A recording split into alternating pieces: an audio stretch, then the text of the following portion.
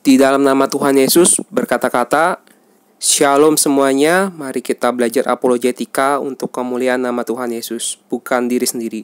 Saya bisa salah, Anda bisa salah, tapi firman Tuhan tidak mungkin salah. Nah, ayat ini, di video kali ini saya mau bikin video pendeknya ya. Mungkin di penjelasan ini pernah saya paparkan di video sebelumnya, tapi saya mau fokus untuk membahas ini mengenai kata ehad di dalam Alkitab.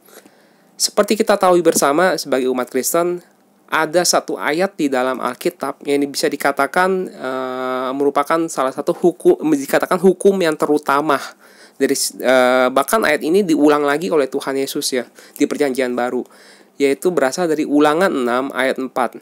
Dengarlah hai orang Israel, Tuhan itu Allah kita, Tuhan itu Esa. Shema Israel, Adonai Elohenu, Adonai Ehad. Ini adalah satu pemahaman yang paling mendasar dalam iman Kristen adalah Tuhan itu Esa.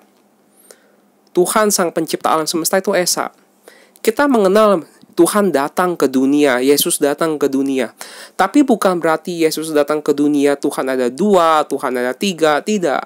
Tapi Tuhan itu satu, tapi tidak terbatas oleh ruang dan waktu. Tuhan bisa berada dimanapun dan kapanpun dalam waktu yang bersamaan. Itulah Tuhan yang tidak terbatas. Jangan kita gunakan pikiran kita yang manusia, secara manusia yang terbatas, untuk membatasi Tuhan dengan logika-logika manusia. Tuhan itu satu, tapi dia tidak terbatas. Tuhan itu roh, Tuhan itu tidak terbatas oleh ruang dan waktu. Nah, ada satu pandangan yang mengatakan kata ehad ini artinya satu tapi jamak. Nah, sebenarnya kita agak bingung ya, satu tapi jamak. Kenapa dia bisa menggunakan kata satu tapi jamak? Padahal jelas-jelas namanya ehad ya satu. Mereka menggunakan satu ayat tafsiran dari Kejadian 2 ayat 24. Kejadian 2 ayat 24 dikatakan, sebab itu seorang laki-laki akan meninggalkan ayahnya dan ibunya dan bersatu dengan istrinya sehingga keduanya menjadi satu daging. Nah, kata satu daging di Kejadian 2 ayat 24 menggunakan kata ehad.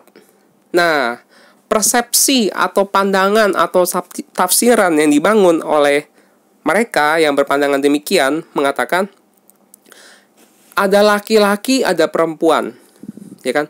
Artinya ada 2 pribadi, tetapi menjadi satu. Maka dikatakan satu tapi jamak.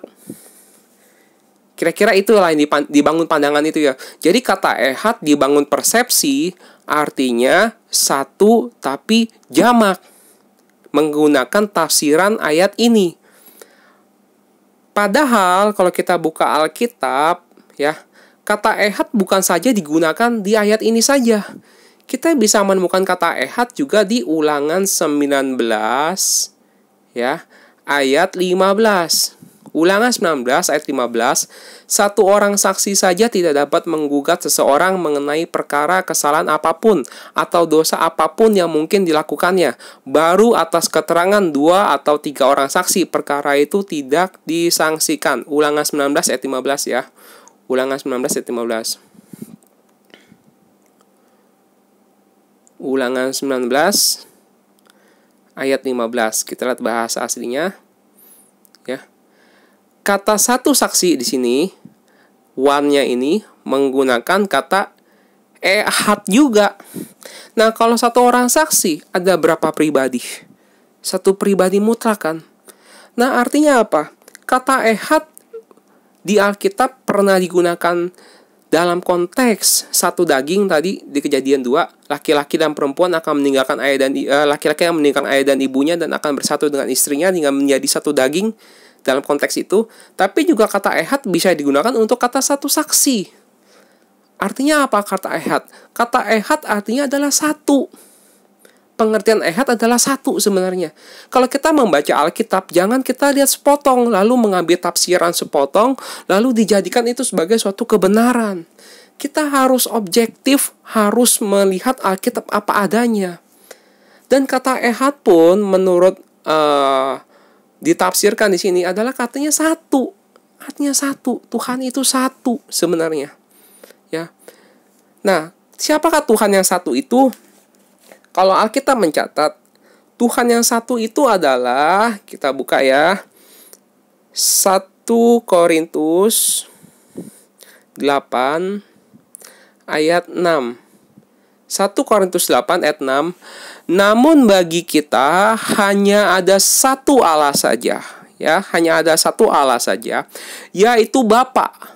Dan daripadanya berasal segala sesuatu dan yang untuk Dia kita hidup, dan satu Tuhan saja, yaitu Yesus Kristus, yang olehnya segala sesuatu telah dijadikan dan yang karena Dia kita hidup. Satu Allah itu adalah Bapa. Makanya ketika Yesus datang ke dunia, Dia sering menyebut Allah itu sebagai Bapa, karena ada satu Allah itu Bapa. Ya, kita mengenal Allah itu adalah satu Allah itu adalah Bapa, dan satu Tuhan itu adalah Yesus Kristus. Ya, tapi kita jangan lihat sepotong saja. Kita buka lagi ke Yohanes 20 ayat 28, ya. Saat ini adalah salah satu pengakuan iman dari Thomas. Yohanes 20 ayat 28. Thomas menjawab Yesus, "Ya Tuhanku dan Allahku."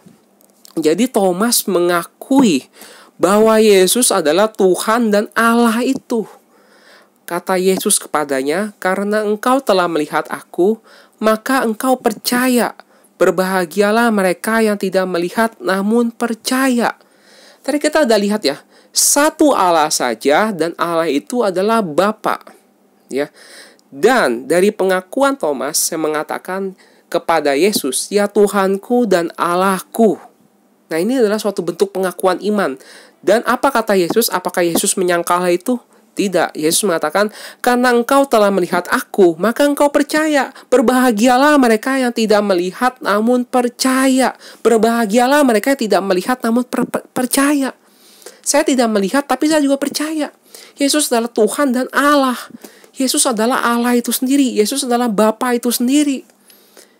Kenapa kok bisa? Karena Tuhan itu satu, tapi Tuhan tidak terbatas oleh ruang dan waktu. Tuhan bisa berada dimanapun dan kapanpun dalam waktu yang bersamaan. Ya. Kalau kita mau mencari ya, di mana ada ayat Alkitab yang menyatakan Yesus menyatakan diri Dia adalah Allah. Ya. Padahal pernyataan Yesus adalah Allah itu sudah sangat jelas. Ya. Yesus adalah God itu sendiri. Yesus adalah Tuhan itu sendiri. Sudah sangat jelas. Kita buka di Yohanes 10 ayat 30. Yesus secara terang-terangan berkata, "Aku dan Bapa adalah satu." Sekali lagi orang-orang Yahudi mengambil batu untuk melempari Yesus. Kata Yesus kepada mereka, "Banyak pekerjaan baik yang berasal dari Bapa-Ku yang kuperlihatkan kepadamu. Pekerjaan manakah di antaranya yang menyebabkan kamu mau melempari aku?" Jawab orang-orang Yahudi itu, "Bukan karena suatu pekerjaan baik maka kami mau melempari engkau, melainkan karena engkau menghujat Allah dan karena engkau sekalipun hanya seorang manusia saja menyamakan dirimu dengan Allah." Apa Yesus katakan? Aku dan Bapa adalah satu. Orang Yahudi pun paham Allah ini adalah Bapa itu. Ketika Yesus mengatakan aku dan Bapa adalah satu, orang Yahudi tahu ini adalah satu bentuk pengakuan ilahi dari Yesus Kristus. Ya, apakah ini kurang cukup kuat? Yesus menyatakan dirinya sebagai Allah. Ya, kalau kita buka Alkitab, bahkan Alkitab Perjanjian Lama, seperti kitab Yesaya yang ditulis 700 tahun sebelum Masehi, 700 tahun sebelum kedatangan Yesus ke dunia. Kita buka ke Yesaya 9 ya. Ayat 5 dalam versi bahasa Indonesia, dalam bahasa Inggris ayat 6 ya. Yesaya 9 ayat 5. "Sebab seorang anak telah lahir untuk kita, seorang putra telah diberikan untuk kita. Lambang pemerintahan ada di atas bahunya." Seorang anak yang akan lahir ini. "Dan namanya disebutkan orang Penasehat Ajaib, Allah yang perkasa." Allah yang perkasa. Anak itu adalah Allah yang perkasa. Bapa yang kekal. Anak itu adalah Bapa yang kekal. Raja damai.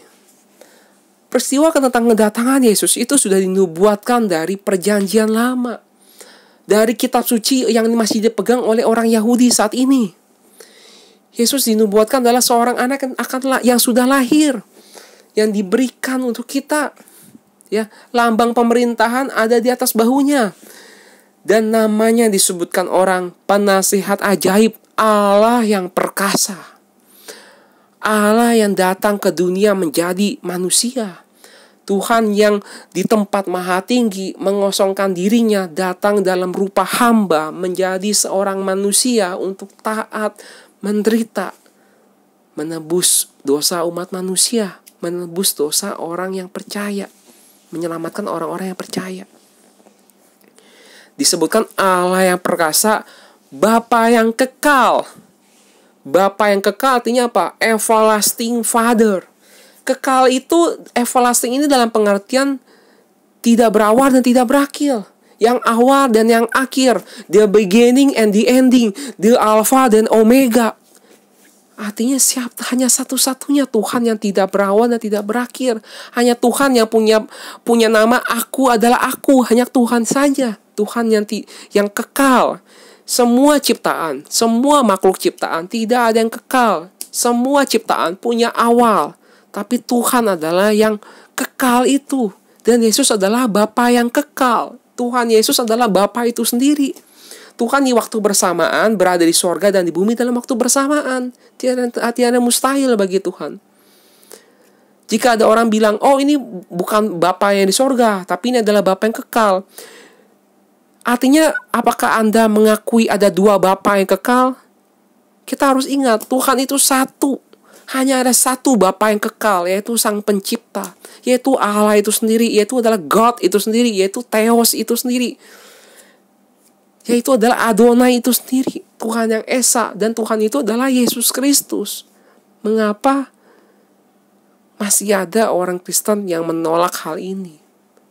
Kita harus bisa mengenal Tuhan dan juru selamat kita dengan benar, yaitu Yesus Kristus, Tuhan yang adalah nama di atas segala nama, Tuhan di atas segala Tuhan, Raja di atas segala Raja, yang menciptakan segala sesuatu.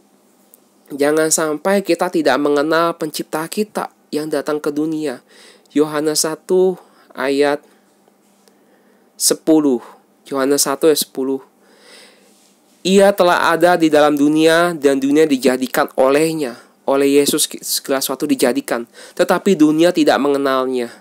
Ia datang kepada milik kepunyaannya, tetapi orang-orang kepunyaannya itu tidak menerimanya. Sayang sekali ya. Manusia tidak mengenal Sang Pencipta itu. Yesus adalah Sang Pencipta itu. Dia adalah Tuhan yang datang ke dunia menjadi manusia. Dan Tuhan itu satu, dan Tuhan itu adalah roh. Tuhan tidak terbatas oleh ruang dan waktu. Tuhan bisa berada dimanapun dan kapanpun dalam waktu yang bersamaan. Itulah Tuhan yang luar biasa. Almighty God, Tuhanku yang maha perkasa, Yesus Kristus. Amin.